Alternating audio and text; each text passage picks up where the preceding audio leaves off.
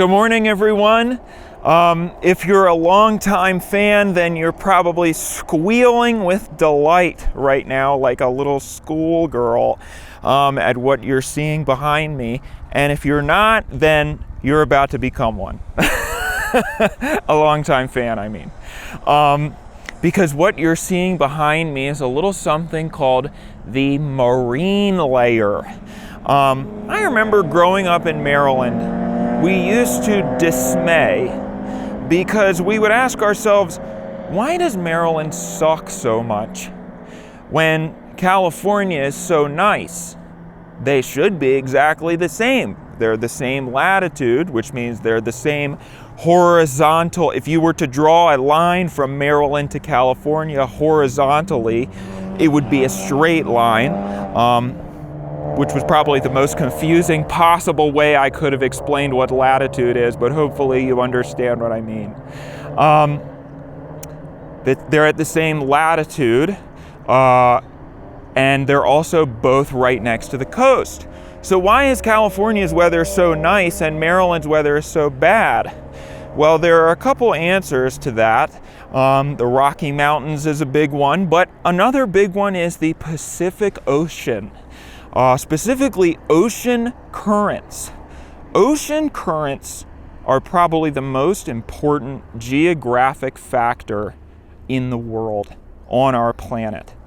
Ocean currents are the reason why everything is the way that it is. And California is no exception, because on the west coast of North America, we're bordered by an ocean current in the Pacific Ocean that goes north to south. So it brings cold water from the Arctic down south and straddles California like this. And that is why our weather is so nice. Because the East Coast has the exact opposite. They have the Gulf Stream, which brings water from the south up north. So it's more humid, and it's hotter, but it also gets colder in the winter. Now, the reason this is because water takes a lot longer to change temperature than air does. So in the late spring and early summer, the land heats up quicker than the water does. The Pacific Ocean stays cold while the continental US stays warm. This means that the two air masses start kind of butting heads against each other. Now this brings me to the marine layer, specifically Los Angeles. If these clouds weren't here right now, you would be seeing Los Angeles behind me, the downtown skyline. I woke up in downtown Los Angeles this morning and it was completely cloudy and overcast. Gross, right? Yeah. So I said, you know what I'm going to do? I'm going to get in my car and I'm going to drive 15 minutes up the road. And when I get there, I'll be in paradise. And that's exactly what happened. Check it out. If you look at Los Angeles on a map, you'll see that it is surrounded on all sides by mountains, except for the side that's open to the Pacific Ocean, the cold Pacific Ocean. Remember that. That means that LA acts as sort of a big bowl that the Pacific Ocean fills with its moderating influence. This means that because of the cold Pacific Ocean, we keep consistently the same temperatures year-round because the bowl fills up with the Pacific Ocean's moderating influence and it acts as sort of a jacket that keeps the weather temperate year-round. When you combine that with the rain shadow of being surrounded by mountains on either side, you get the recipe for a pretty damn good place. Now, the reason why you're seeing visible clouds here is because it is May. And in May, we're entering summer, late spring, early summer. So the land is heating up right now. Remember, I said that the ocean is staying cold. So the two air masses are kind of butting heads. And The basin is getting filled with the Pacific Ocean's moderating influence. When you put that up against the high pressure, hot desert air that's on the other side, you get stratus clouds. And you can probably see behind me, they're very rapidly beginning to consume me. The fog is consuming me. Ah! That was supposed to be me screaming in fear. But not to worry, I am not afraid one bit, because I am in the most beautiful place on the planet Earth. Right at the lip of the Angeles National Forest.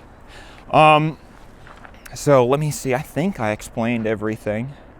The marine layer, clouds. If you have any questions, feel free to ask me in the comments. And I'll try to answer for you again, because this is going to be happening pretty much every morning now that we're entering May and June. It's called May Gray. If you ever visited coastal California in late spring and early summer, packed your swim trunks and tank tops, you might have been a little disappointed to get out of your hotel and realize that it is fucking freezing and completely overcast, thanks to the marine layer. Thanks, marine layer! And I actually do mean that very sincerely, because without this, it would be very, very hot a lot. It would be the desert. But thanks to the Pacific Ocean, it isn't.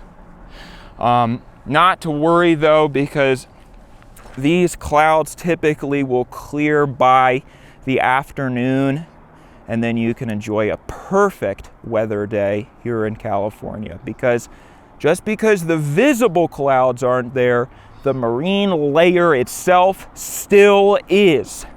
So it's going to keep things nice and cool in the hot summer sun. Now, remember the basin situation I just described? That's not all peaches and roses, because that's also the reason why LA has so much smog. It's a big bowl. And so millions of people driving their cars around toots out a bunch of methane and exhaust fumes. Unfortunately, they all get trapped in the bowl as well, and that's why we have smog. But it's okay, because in the recent decades, we have been trying to get much more responsible with our emissions, and it was going well for quite some time. I'm not sure how the future of this administration is going to help us very much out here. Oh man, but that's okay. We'll still enjoy ourselves plenty. So, marine layer. Never gets old. Fun fact, actually, one of the reasons why Hollywood planted their shoes out here in Los Angeles is because of the microclimates. In Southern California, there's a lot of different pockets of ecoregions, because there's mountains, there's coasts, there's the moderating influence of the Pacific Ocean. So there's an old joke that basically says you can wake up in LA and go skiing and then go surfing in the afternoon. Technically that is possible. I don't know if I'd recommend it, because you'd probably spend most of the time stuck in traffic. But you could do it. And that is great for film shoots, because you have pretty clear skies year-round. You can film outdoors. But you also have access to a lot of different types of surroundings. So if you look up, actually, there's a map I believe Paramount Studios made once of all the regions in California and what their visual analog is. So basically, the Scottish Highlands, you could film on the coastal ranges and be in the Scottish Highlands, or in Big Bear, and you could be in the Swiss Alps, so on and so forth. unfortunately, Hollywood is starting to move elsewhere because of tax incentives, and they're fearing that LA is about to become the new Detroit. Well, we'll never be Detroit because we have the marine layer. So, thanks so much. I'm gonna quit yakking my dome off, and I'm just gonna let you guys enjoy it.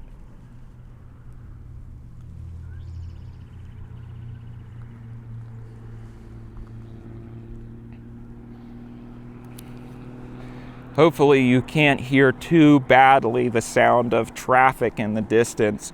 We're right next to the Angeles Crest Highway, which is pretty much the only road that cuts through the Angeles National Forest, also known as the San Gabriel Mountains. That's because you can't build anything out here. It's the mountains. And there's also no cell service, which I always find so fascinating because you're in the middle of one of the biggest cities in the entire world, and you can get in your car, drive 15 minutes up the road, and be in the middle of fucking nowhere. Although I'm not sure quite how middle of nowhere it is, considering it's the morning, so we're getting all the commuters who live in the high desert Antelope Valley region and commute to Los Angeles for work because it's too expensive here. Although I suppose that the high desert and the Antelope Valley region is probably getting just as expensive as LA is now. But this isn't a real estate channel, so that's a topic for another day. I was just thinking this morning, I couldn't imagine doing this drive every morning and night, every single day. Not because I wouldn't love it, I would, and I do it recreationally very often, but that would probably destroy your car. It just seems very dumb. But I guess the reason people do it is to avoid the traffic. So let's see, marine layer. I think that's about it. I may try to go to another spot and see if we can get a better view now that I've sort of been swallowed up here. But stay tuned. If I don't see you again, have a great day. But I have a feeling I will. And you'll know the answer based on if there's still more time in this video, and if immediately after I stop talking, it cuts to another video of me talking, but in a different place. So I can't wait to see which one it is. Hey everybody, look who kept his promise. Something I don't do very often, according to my wife. I'm just joking, I don't have a wife. But I do have a marine layer, which you can see behind me here. And you can also get a little bit of a better view at Angeles Crest Highway behind me here. You can see the rush hour commuters are making their way down the mountain, down the hill, as they call it. So anyway, we're about 3,000 feet. I believe 3,000 or 4,000 feet in elevation currently. Like I said, if these clouds weren't here, you'd be seeing the downtown skyline. Yeah, basically everything that I already said. So see you later, alligator.